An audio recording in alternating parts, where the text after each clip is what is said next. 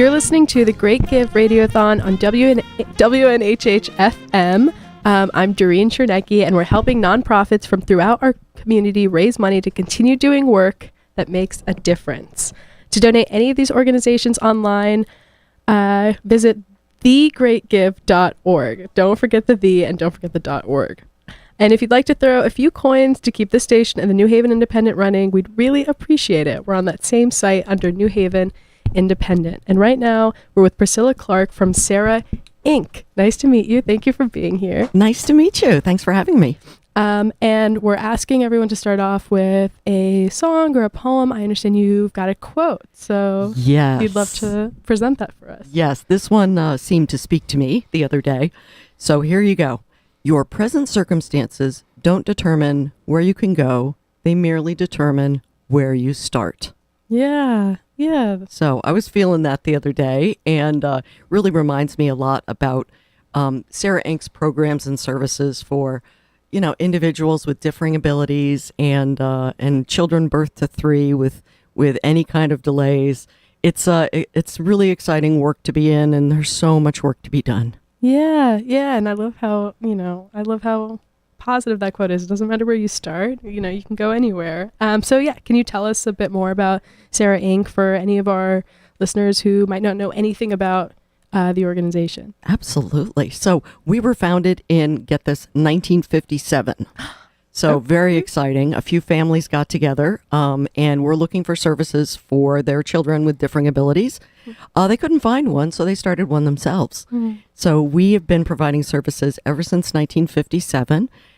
Some of our programs also include a birth to 3 program for children with any kind of a delay, whether it's auditory or speaking or physical, as well as programming for adults with differing abilities, as well as young adults who are looking to get into the workforce. So we have a really great transitional program as well. So day programs, we just started an assistive technology program.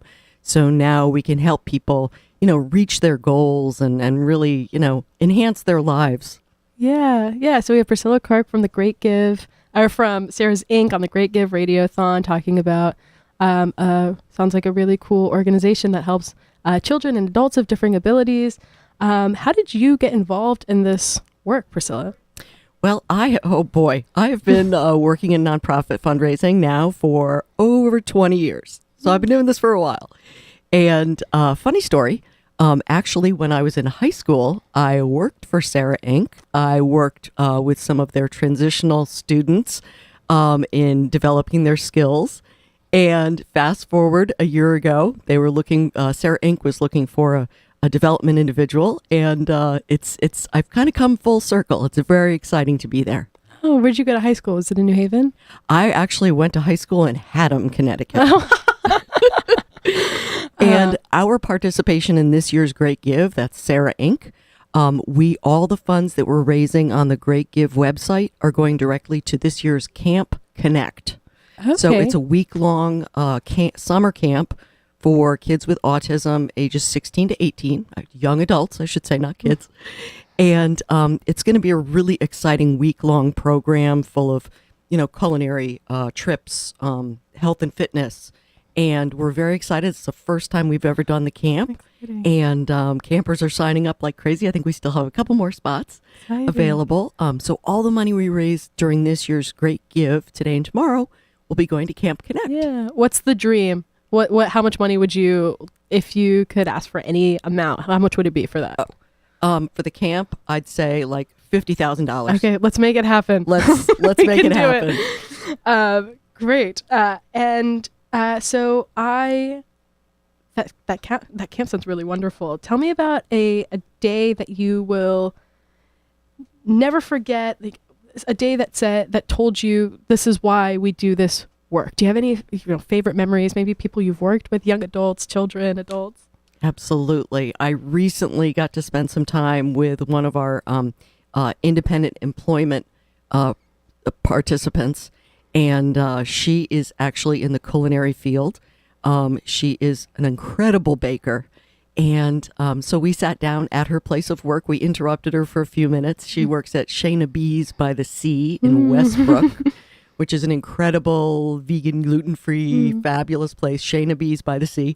And it was so exciting to learn how much her job means to her and how much it enriches her life. And really, it's why she gets up in the morning. It's her passion. Yeah.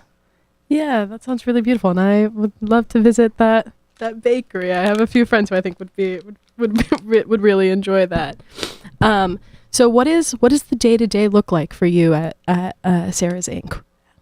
So that's a great question. We have a lot of different programs that go on every single day, 5 days a week. And our assistive technology coordinator is out doing assessments, getting to know individuals to figure out what type of assistive technology would help them lead a better, fuller life. We have our day programs that run in North Haven, Madison, and Westbrook. And so these are great social opportunities. It's a wonderful 5 days a week program, and we bring in speakers. We learn about things. We, this group of individuals really benefits from being together every single weekday. Leaning over to our Kid Steps program, that's that Birth to 3 program. We are out in homes. We are visiting with families, maybe at their doctor's office, wherever they can benefit from our supports. So we're in actually I think we're in like 56 towns in Connecticut. We support folks. Wow, that's really amazing. And what's next for you and the organization? We have besides Camp Connect, which sounds really Camp Connect. We are also getting ready to do a rebrand. It's very exciting. Oh, exciting! We are getting a new name this summer, but our purpose is still the same. It's supporting individuals, making sure that their lives are as full as they possibly can be. Yeah. Can I ask what the name's going to be, or is that a secret? Can't tell you. Oh, okay. Well, everyone look out for that. Okay, thank you so much, Priscilla Clark from Sarah's Inc. You're listening to the Great Give Radiothon on WNHH-FM. We're helping nonprofits from throughout our community raise money to continue doing work that makes a difference.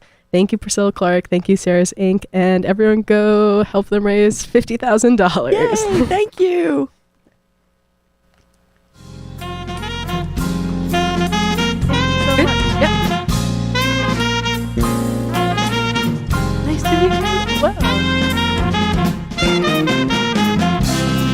Oh my God.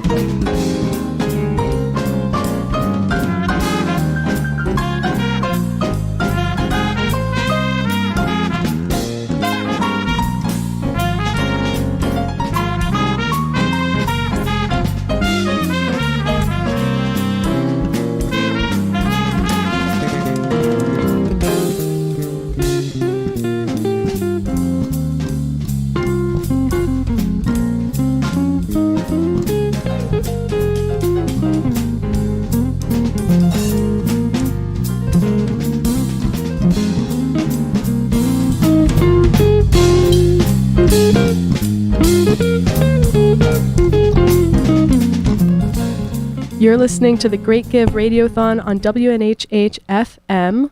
I'm Doreen Chernecki, and we're helping nonprofits from throughout our community raise money to continue doing work that makes a difference. To donate to any of these organizations, go online and visit thegreatgive.org. Don't forget the or the .org.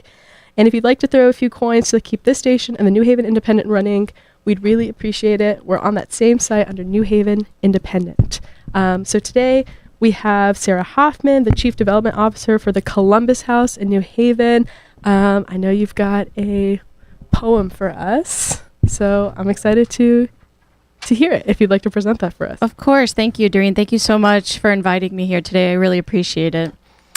So my poem is entitled The Life of a Homeless Man. Sometimes I like to pretend I'm away from the office or getting a bite to eat or just taking some time to cool off a bit.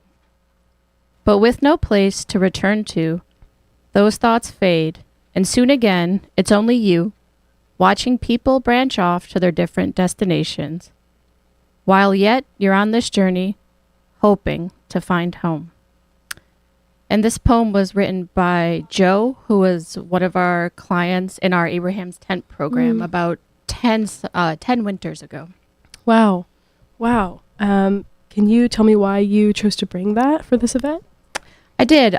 So for one reason is that it hangs outside my office. So when I come into work every day, it's kind of my point of entry into my office and also a source of inspiration for the work that we do. Also, our Abraham's Tent program, which it was on hiatus during the pandemic, started again this winter.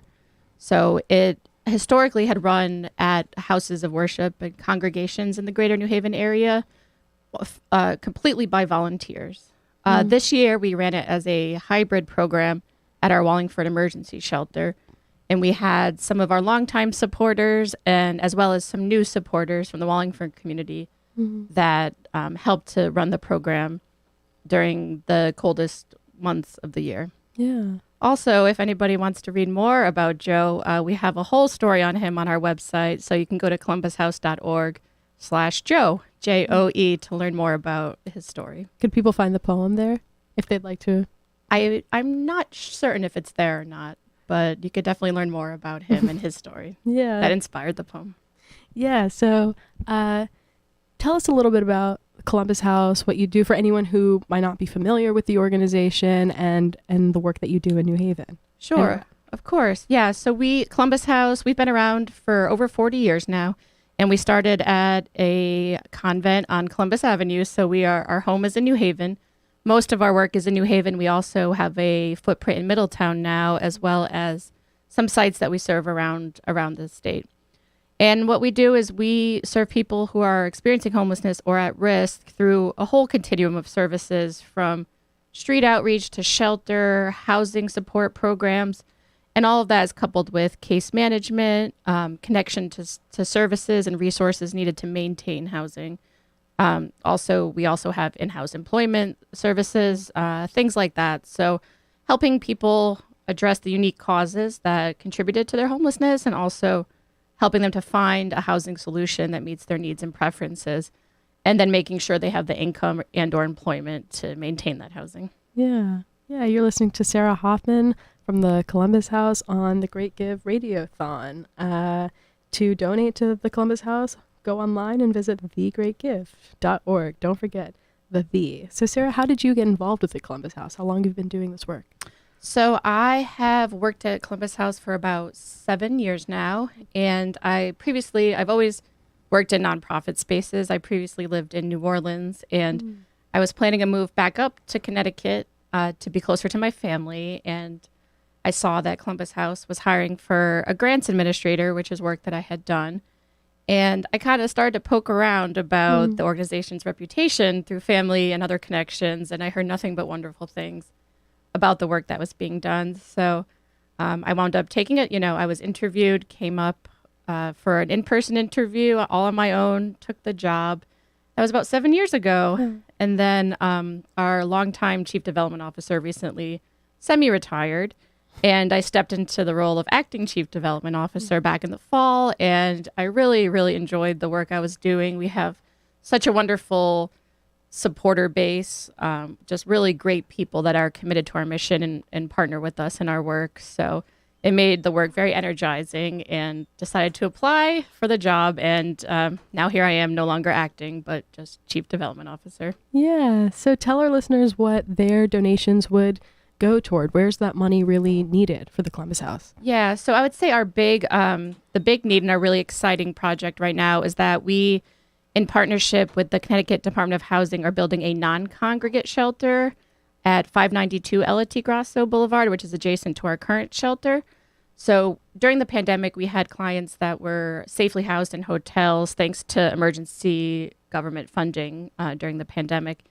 And we found that clients really preferred that setting. Not surprisingly, people had their very own room.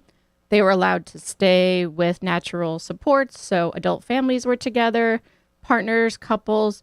People were able to have their pets with them. They felt safer. They had more privacy. So given all that, we're working now to build an 80-room shelter, with 30 rooms being double rooms. So for folks that want to stay together with a friend or a partner, son, mother, adult families, and then the other 50 are individuals. So that is the opportunity to shelter up to 110 people in this capacity, and we're hoping to break ground on that sometime this summer. Yeah.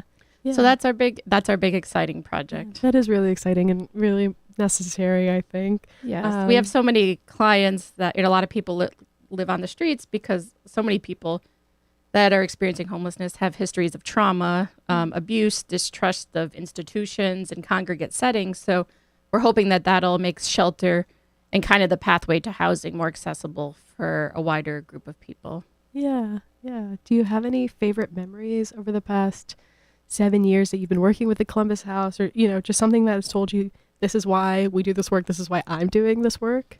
Yeah, that's a really great question.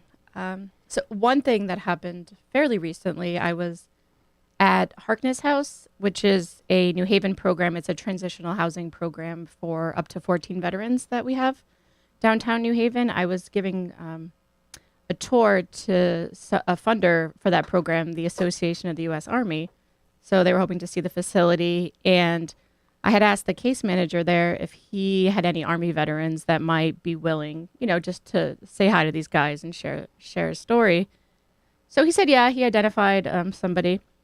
And so on the day of the tour, the client came down. He was on one of the top floor apartments, came down, walked into the room that we were at and said, oh, I know you guys. Oh. So it turns out the guys that were visiting were two of his commanding officers when he served in the Army. Oh. So at that point, I stepped back and I let the reunion take place. But it just shows, the clients we serve are not that much different from you or I, and just how important it is to show compassion for all of our fellow humans and to make sure that people have their basic needs met and the resources that they need to attain housing and success. So that was just a really special moment that happened not too long ago. Yeah. But things like that, they happen, I wouldn't say all the time, but there's a lot of those really deep connecting human moments that happen with the work that we do. Yeah, that's really amazing.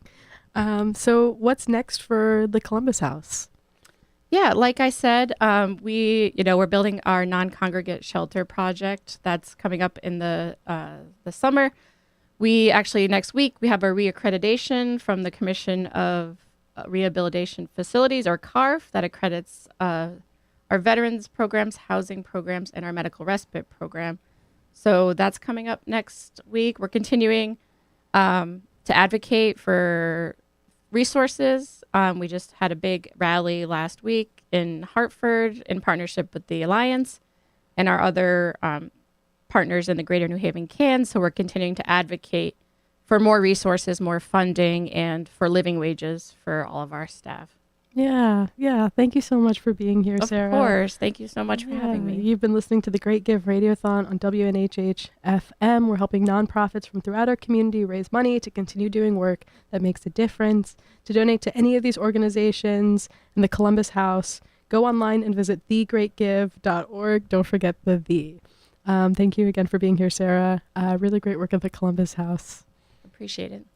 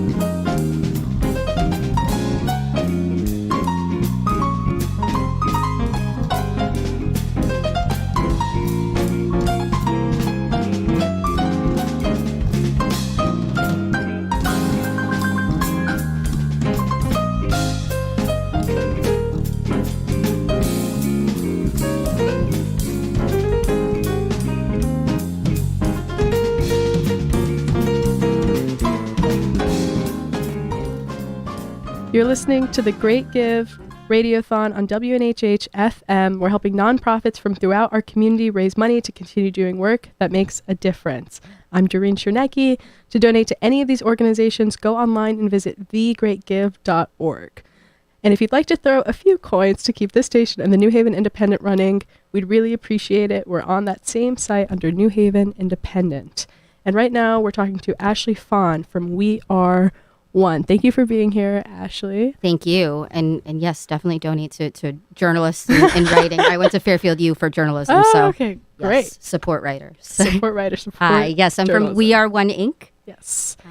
And I know you've brought a poem for us if you'd like to go ahead and present it. I will start with that. And I just wanted to say this poem actually was inspired by an event that I went to in Meriden. It was a sexual assault survivor event where they basically just did arts and performances to show their support for survivors of sexual assault. So it was the Women and Family Center out of Meriden. So thank you for inspiring it. Okay, and it's Wild Geese by Mary Oliver. You do not have to be good. You do not have to walk on your knees for 100 miles through the desert repenting. You only have to let the soft animal of your body love what it loves. Tell me about despair, yours, and I will tell you mine. Meanwhile, the world goes on. Meanwhile, the sun and the clear pebbles of the rain are moving across the landscapes, over the prairies and the deep trees, the mountains and the rivers. Meanwhile, the wild geese, high in the clean blue air, are heading home again. Whoever you are, no matter how lonely, the world offers itself to your imagination, calls to you like the wild geese, harsh and exciting. over and over, announcing your place in the family of things. Yeah. I love that It's great, poem right? so much. Here's to letting the soft animals of our bodies love what they love. Right? And the words just kind of flow Yeah. from, yeah. Yeah, that Mary Oliver touch. So yeah, can you tell me a little bit more about why you talked about what inspired that? Why did you Yeah. choose to bring it today? So I chose to bring this today because a big part. So We Are One Inc. We're a grassroots anti-human trafficking nonprofit organization, and what we do is we bring awareness to the topic of sex and labor trafficking right here in Connecticut, but we also work to connect victims with resources. And the reason I brought that is because I went to an event at the Meriden Women and Family Center, and we like to basically bring our victims to these already existing nonprofits it's a sexual assault crisis center. So they do amazing work. So it's basically showing we're not going to reinvent the wheel. We're working towards bringing community awareness and bringing these victims to the spaces that really they exist, and the hard work is being done. Yeah. Yeah. Some listeners might not be familiar with We Are One. Could you say a little bit more about, what the connecting victims to resources? Can you talk a little bit more about what the Absolutely. day-to-day of your work looks like, who you're working with? Yeah. So We Are One Inc. was founded in 2022, right after I graduated from Fairfield U. I was an older returning student that went back as a single mom, and it was fun the second time around. I liked it. Yeah. So I'm a stag, Fairfield U, and I wanted to go back to school because I wanted to work for the FBI. Oh, That's why they readmitted me. I wanted to work for the FBI. I wanted to catch online predators. And I needed to finish my BA for that. While I was at Fairfield U, I uncovered a pattern of sex trafficking and child trafficking within Connecticut, within wow. homes. And I kind of shifted. Instead of going the law enforcement direction, I decided to start a nonprofit organization because it was needed. People Yeah. weren't aware of the fact that it exists here. Yeah. So. Yeah. Wow. So what we do, you said day to day. Yeah. Since we were founded in 2022, we won actually an amazing basic needs grant from Oh, wow. the Community Foundation for a Greater New Haven. Yay. Yay! Thank you. So we won that in December, and really our victim services has skyrocketed since that basic needs a grant. And what we do is we collect donations, specifically personal care and housing support, furniture, anything that victims would need to restart their life. We have 2 storage spaces, one in North Haven, one in East Haven, and these donations get stored there, and then they're ready. They're ready to go to a victim once they get rehoused, once they're ready to leave the trafficker. We've got enough to furnish your house ready to go. Because that's a big reason why people don't leave is housing. Yeah. Housing support. So that's really what we focus on. And then the personal care items we use as outreach. I myself am a survivor of domestic violence and labor trafficking. So I lived at the Bethel shelter when I was pregnant in Milford. Oh. Shout out to Bethel. And Shout are out they to doing an interview Bethel. with you? Not with me. They might. They're they amazing. might be. Yeah. They are. I was just there yesterday dropping off some personal care items.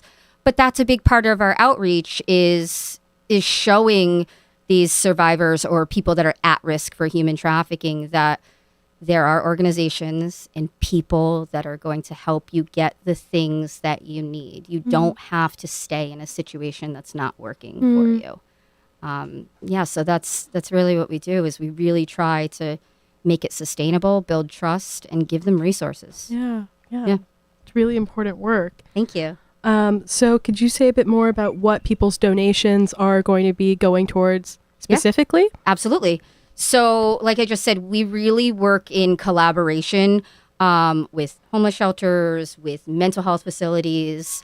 I'm going to work on doing outreach within the methadone clinics. That's my new project because there's a lot of at-risk people in the addiction community.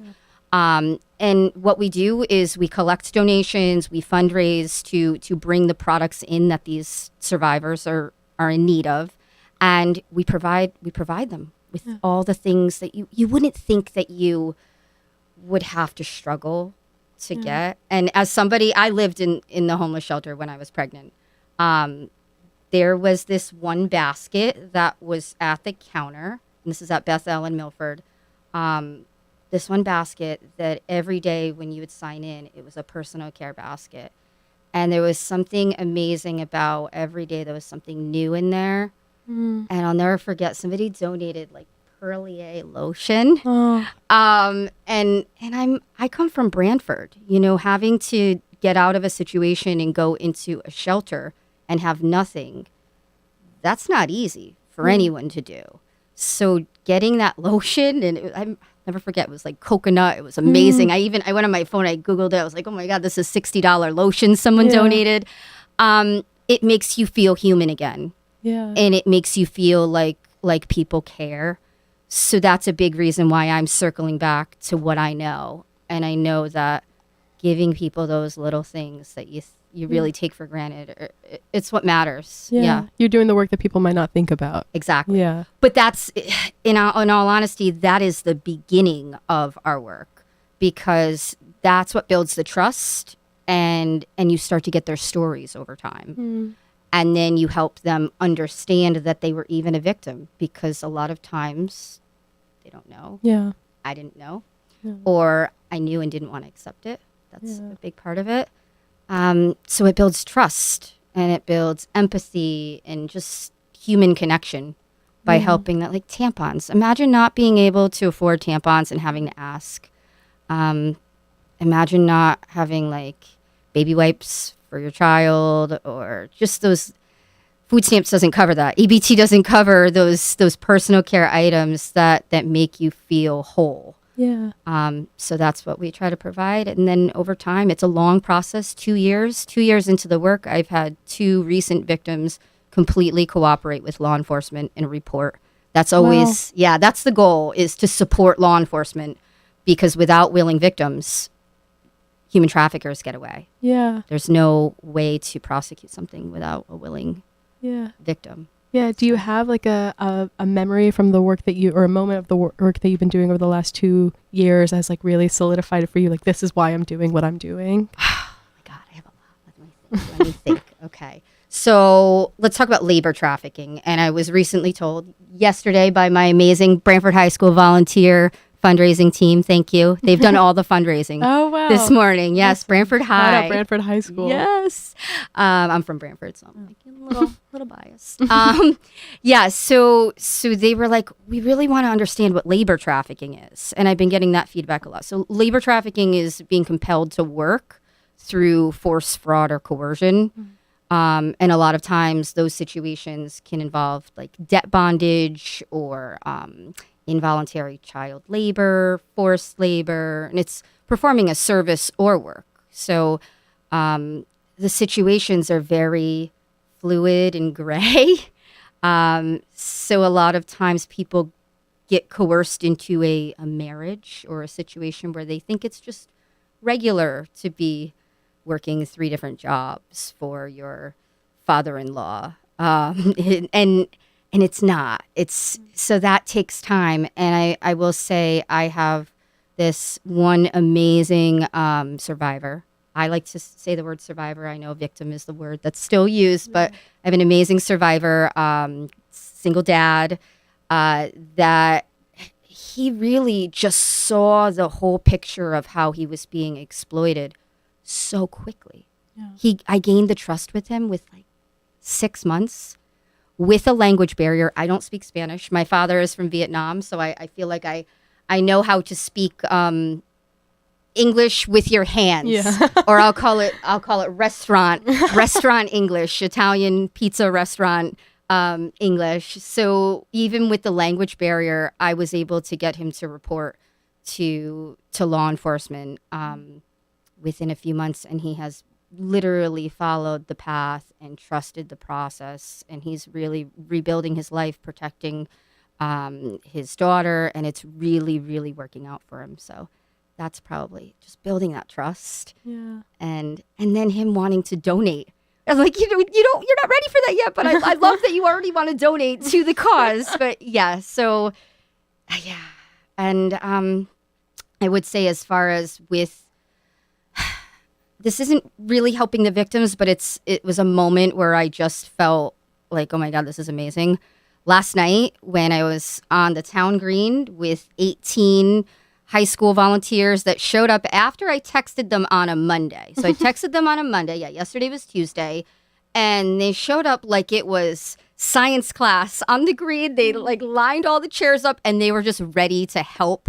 They want to build awareness. They want to do outreach in the Asian massage parlors. And that's a big part of what I focus on, is the Asian sex trafficking. Like, they were coming up to me after the meeting. I want to help organize your donations. I wanted to, and I'm like, this is amazing, because I know this is going to be hard to believe, but I was the shy girl in high school.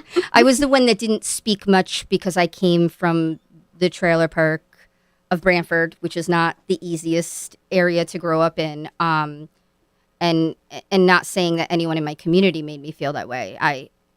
My situation made me feel that way. So it was like, I feel like I'm like the prom queen. I feel like it's like prom, and I'm like the prom queen and everybody wants to help. So I want to say thank you to those high school students that took a huge weight off my shoulder, because it's hard for someone like me I've been a victim, and now I'm trying to be like powerful and run this nonprofit. So asking for help is not easy. Yeah. So that was like a big full circle moment. So thank you. Yeah.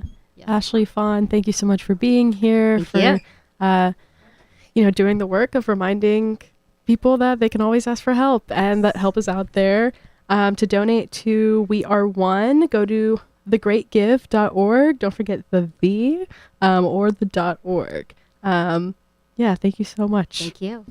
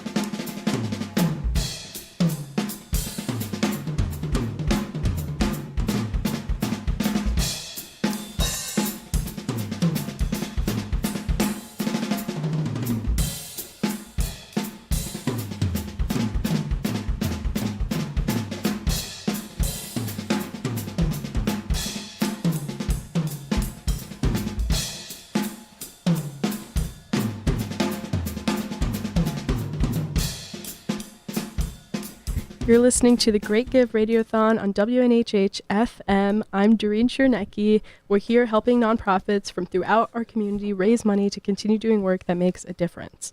To donate to any of these organizations, go online and visit thegreatgive.org. Don't forget the "the." And if you'd like to throw a few coins and keep this station and the New Haven Independent running, we'd really appreciate it. We're on that same site under New Haven Independent. And right now, we're talking to Katerina and Camila from Havenly. Nice to meet you both. Thank you so much for being here.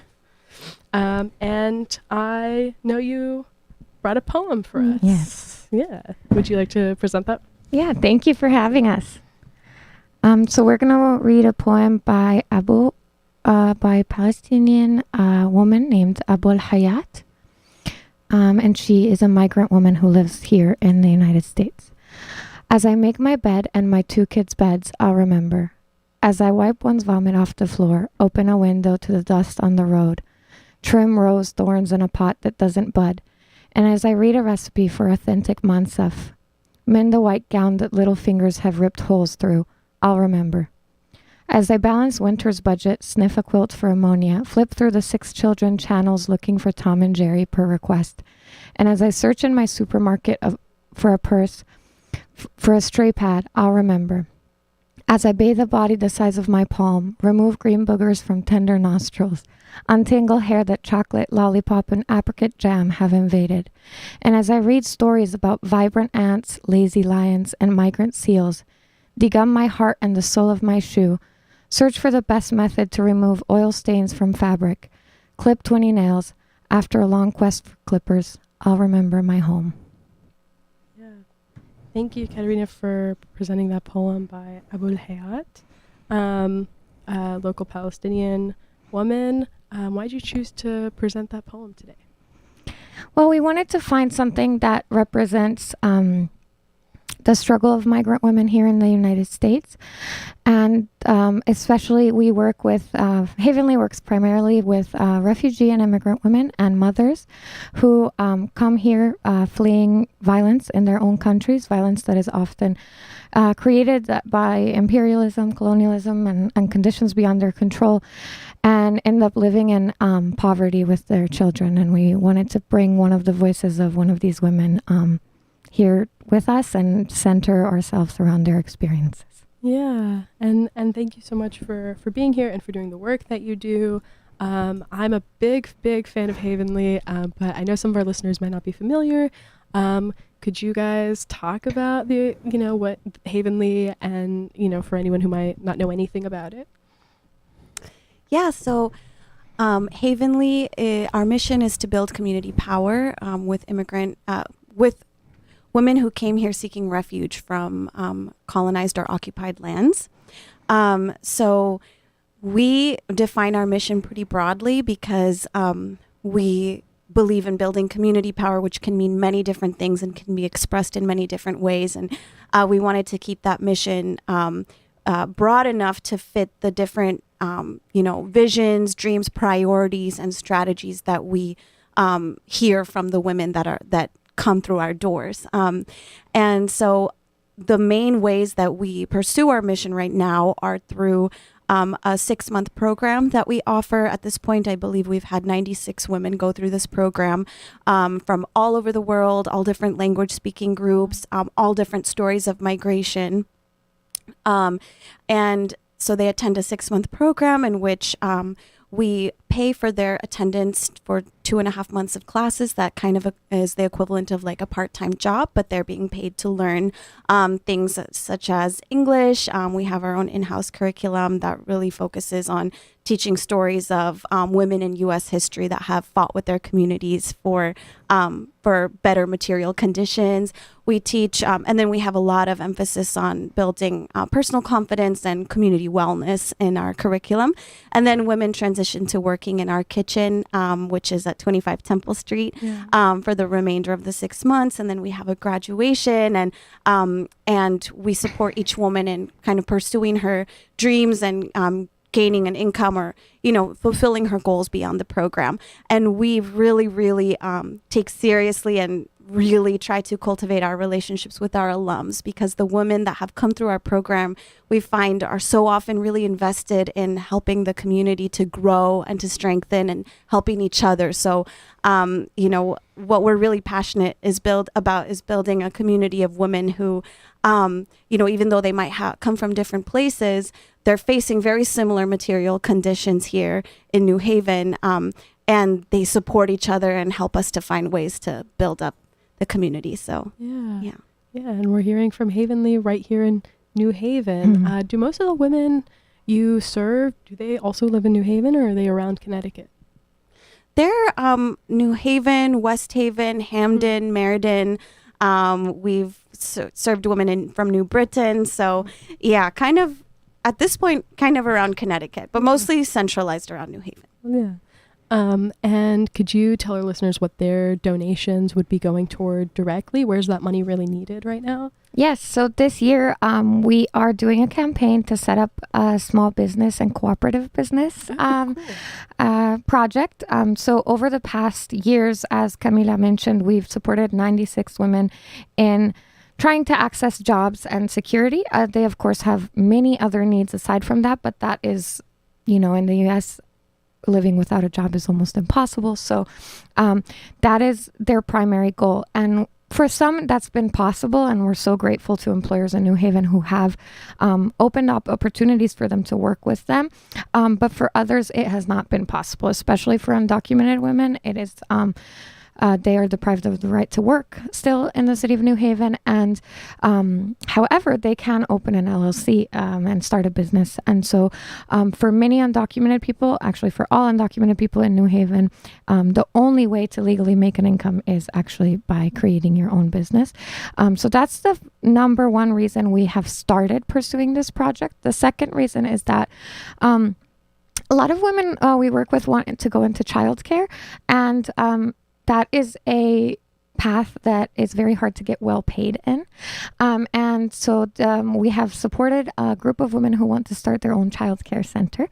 That is both because they want to have dignified working conditions while doing a job they love, and because it is very hard for immigrant and refugee families to find culturally competent childcare centers that can speak with mothers who don't speak English, and that also respect their interest in having their children, especially when they're, pre-K and very young, raised in an environment where maybe their language is spoken, their cultures are respected. And so the concept is to create a cooperative childcare center where maybe multiple languages are spoken and children receive culturally competent care. The last project is actually a salon. We have an incredible graduate who had a salon in Spain and wants to open a salon. And again, hard to find dignified work within that industry. And also she wants to provide a salon space for Muslim women who need privacy when they are getting their hair done. And that's actually not available in New Haven. And so she really wants to bring that to our community. And the objective here is to have donations so that we can support these women in creating this project. We can support them through classes, through workshops, but also in accessing loans and funds and support from us.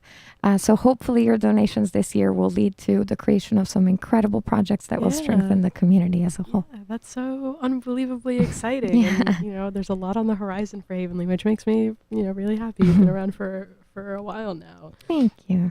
So do you two have moments that you look back on, or favorite memories that, from the work that you've been doing with Havenly, that just tell you, this is why we do what we do here, and this is like why this work matters to us? One thing I will say is that we have really taken a lot of effort to transition to this year being led by a board that is majority alums of the program. So women who came through the program and have stayed really involved. And, we chose to do this non-traditional governance model for our organization because we know that it'll lead to the best outcomes for the organization overall. These women, know the organization intimately. They're really passionate about it. They know many of the women that have come through the program or are currently in it, and really, really are excited to participate on the board, which makes a lot of important strategic decisions for the organization. So one thing that I think has been really exciting recently has been to see that board take shape, and to, we've started having our first meetings with this board, and just seeing how women who started out as participants and recipients of services from Havenly are now carrying forward the work as as leaders and visionaries and strategists, really meaningfully carrying it forward for other women who come after them. And in Spanish, we often refer to the cohorts of Havenly as generations. So we'll kind of, we refer to it as almost like intergenerational support and mutual aid, and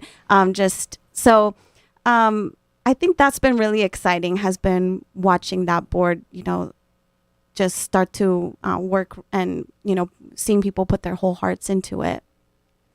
Yeah, I'll mention one of the things I'm most proud of is that moments where we see mutual aid and support from undocumented communities to refugee communities, and from Latinas to Muslim women who are, they come into the program saying I actually have never met anyone from that community. Despite having a lot of similar experiences, they are two communities that are really not speaking to each other in New Haven and in the United States.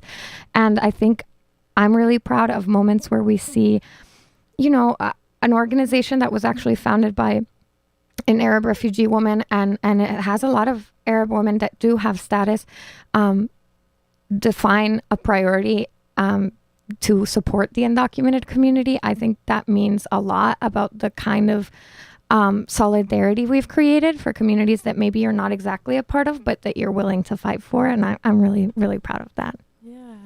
Thank you so much for being here and talking about Havenly, and, just doing the work of building connection and empowerment here in New Haven and around our community. You've been listening to the Great Give Radiothon on WNHH FM. To donate to Havenly, go online and visit thegreatgive.org. Don't forget the. Thank you, Katerina and Camila, for being here. It's been really wonderful. Thank you. Thank you so much. That's great. Thank you. Thank you.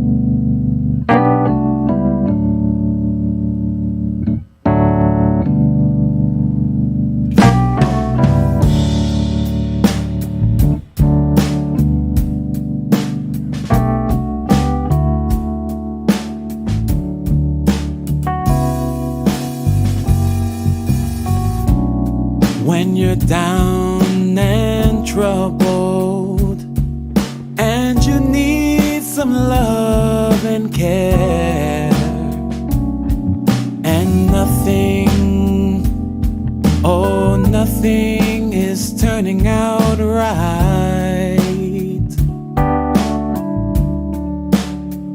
Oh, close your eyes and think of me, and soon I will be there to brighten up even your darkest nights.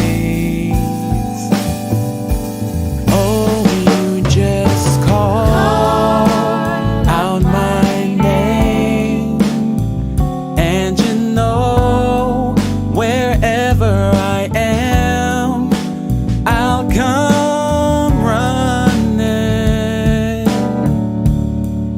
to see you again. Oh, winter, spring, summer, or fall, all you got to do is call, and I'll be there. Yeah, yeah. You've got a friend. Now You're listening to the Great Give Radiothon on WNHH FM. We're helping nonprofits from throughout our community raise money to continue doing work that makes a difference. Today, we're with Josiah Brown and Nick Ramirez from Connecticut CASA. Thank you so much for being here. And we were just listening to a special recording of You've Got a Friend in Me. Josiah, could you tell us a little bit more about that recording and why it's special? Yes, thanks. Well, the song, of course, is You've Got a Friend, and our organization is dedicated to providing caring, consistent volunteer advocates for children in the child welfare system, both in foster care and under what's known as protective supervision, where they remain with their families as long as that's safely possible. And the singer in this case was Brandon Sherrod, who's an ambassador for Connecticut CASA. He's one of two ambassadors, along with Mie Oni. Both of them were student athletes at Yale. And Brandon now is an assistant basketball coach at Yale. And as you can tell, also a very accomplished singer. And he's originally from Bridgeport. So our ambassadors are helping to raise awareness and recruit additional volunteer advocates, and Nick Ramirez is one of those advocates. So we thought we would talk a little bit about our program and then what the volunteer role is, and Nick can speak to that. Yeah, definitely. And thank you for being here. Could both of you tell me a bit more about the organization for any of our listeners who have maybe never heard of you, don't know what you're doing? Sure. Yeah, I think I'll do that first, Nick. Yeah. So our organization is part of a national movement of court-appointed special advocates all over the country. We're in virtually every state, and in Connecticut, we're relatively new. We just started up 5 years ago, and the idea is to inform judges further about the best interests of children by making recommendations periodically about what's going well for them, their living situation, whether in foster care with their families, and then also building a relationship with the children, because there's plenty of research showing that a caring, consistent adult can really make a difference in developing resilience. And this is a proven approach, and we're growing it here in Connecticut from just one court originally in New Haven 3 years ago to now 7 courts across the state. We're serving most of the child protection courts in Connecticut, though we remain based here in New Haven. And Nick is one of our local volunteer advocates, so he visits typically on a monthly basis the children. He has worked in a protective supervision case. He's worked with kids both in elementary and preschool age and adolescence, and that range is characteristic of our program. We serve young people from birth to 18, and it's associated with better outcomes. Kids are more likely to find safe, permanent homes where they have an opportunity to thrive, have better social and emotional outcomes, and Nick could speak to what it is he does. Yeah, Nick, I'd love to hear. What does your day-to-day look like? What does your work look like? So it starts with reviewing a case file. Usually a case has been the case has been ongoing. So the first case I had there were previous volunteers assigned to it, and I joined the case while it was still in progress. So I try to learn as much as I can about the children involved in the case and the previous advocacy that was done, and kind of get a picture of where we wanted to go, what we wanted to do, basically make a plan for each particular case. So like Josiah said, we meet once or twice a month with we make visits, and aside from that, we also try to make plans. Sorry. Okay. No, it's okay. It happens. We also try to reach out to various people who are involved in the children's lives, like the teachers, the social workers, the lawyers for the children, for the family. Try to make as many contacts as we can, just to figure out what is best for the child. Yeah. And what do these cases typically look like for these children? Are they like foster care cases, or what does that look like? So many of the cases are in foster care. The children have already been removed from their homes, and the hope is that eventually they'll be able to be safely reunified with their families. In other cases, the court is already involved with the Department of Children and Families, or DCF, but it's called protective supervision. And the hope is that eventually that supervision can be lifted and the families can return to normal. If the improvement does not occur, eventually sometimes the children do enter foster care, and then the hope is that whenever possible they can be placed with members of their extended families. Non-relative foster care is, more of a last resort, and the hope is that children don't linger in foster care and transition many times from one placement to another, because each time that creates additional trauma and risk. And I should underscore that our volunteer advocates and our small professional staff work very closely in partnership with, as Nick was suggesting, the social workers from DCF, lawyers, certainly the judges, as I said, and then also educators, health professionals, therapists, any number of others who may be involved in a child's and a family's life. And as well, our volunteers help to connect the children and their families, particularly in the protective supervision cases, to various resources and services, such as after-school programs, summer programs, birth to 3 programs for young children. So the idea is that every child and family can benefit from having a volunteer advocate just looking out for them, because the professionals have heavy caseloads. Yeah. And could either of you speak to why do we need these special advocates in the working with these judges in these courtrooms? As I was saying, there are heavy caseloads for the professionals. Mm-hmm. Sometimes attorneys might even have a couple of hundred cases, and the social workers from DCF have many demands. So sometimes, for example, Nick and his counterpart, volunteer advocates, are able to attend meetings that the professionals do not, such as meetings at schools, and certainly you keep others informed about what it is you find. And it's another set of eyes and ears, looking out for the child, and also building that relationship, because there isn't always a level of trust with an external professional such as an attorney or a social worker, and this is just a different role, one that complements the other roles. Yeah. So okay. So we're really seeing the difference that special advocates are making in these courtrooms, and why the work that you're doing is really important. Nick, how did you get involved with this work? I actually went to Google, and I Googled foster care volunteering, because I didn't know that there would be anything, any opportunities that would be available. But I found CASA pretty much immediately, sent in an application, and that's how I started. Yeah. And how long have you been working with CASA? About 3 years, I think. Yeah. And Josiah, how'd you get involved? I just applied for an ad for the startup executive director about 5 years ago, and I've enjoyed building the organization within this existing structure. We didn't have to do it entirely from scratch, but we recruited some wonderful board members. We've undergone a merger.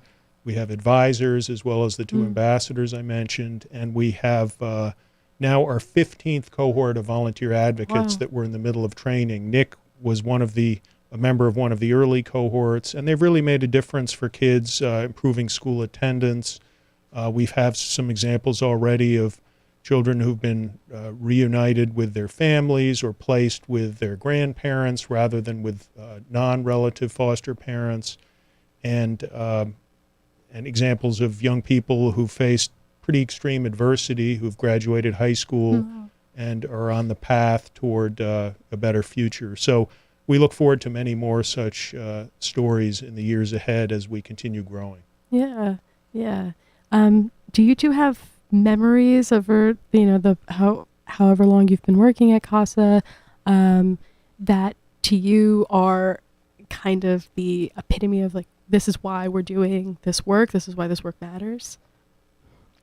I'll give Nick a chance to speak because I've been talking a lot, but you got to know one family in particular quite well, children of various ages working in partnership with another of our volunteers. Yeah, I would say that on one hand, working with the kids is special. I used to work as a substitute teacher, and I love working with kids. And to make any difference, even if it's a small difference, a big difference, it's amazing. It's great to do that. But on the other side too, working with these people who come together to work with children who are abused or neglected, who are there, purely because they want to help and they want to do something good for the community. Having that kind of atmosphere is really beautiful because, everyone is there because they want to be there, and just having that level of community involvement, I think is so important. It's not enough for DCF to be involved. I really think that the whole community should be involved. I think it's really special when that happens because I think I think children can tell. They know if you want to be there. And so when we show up, it's like we really want to be there. We really want to help as much as we can. Yeah. Yeah. I'm really interested in that take that, this has to be a community effort. It can't, just, be the courts and Yeah. Josiah, do you have a memory that? Well, I would say every day I'm inspired by the dedication of volunteer advocates like Nick. We have so many people who are devoting time and thought, just really conscientious, caring individuals. It motivates me to go to work every day. And also my fellow staff colleagues, we have a lean professional staff, but they are really committed to this work. And the Great Give is really an important source of unrestricted funding for us. It will help us eventually to sustain and to add to our staff so that we can continue recruiting and training and supporting additional volunteer advocates to serve more kids who can benefit across the state. So regardless of whether you're donating or if you're interested in volunteering to be an advocate or you just want to follow our social media and raise awareness, we'd be grateful. Yeah. Thank you so much for being here, Josiah and Nick. You've been listening to the Great Give Radiothon on WNHH FM. We're helping nonprofits from throughout our community raise money to continue doing work that makes a difference. To donate to CASA, go to thegreatgive.org. Don't forget the. And if you'd like to throw a few coins to keep this station and the New Haven Independent running, we'd really appreciate it. We're on that same site under New Haven Independent. Nick Ramirez and Josiah Brown from Connecticut CASA, thank you so much for being here. Thank you for having us. Thank you for the opportunity.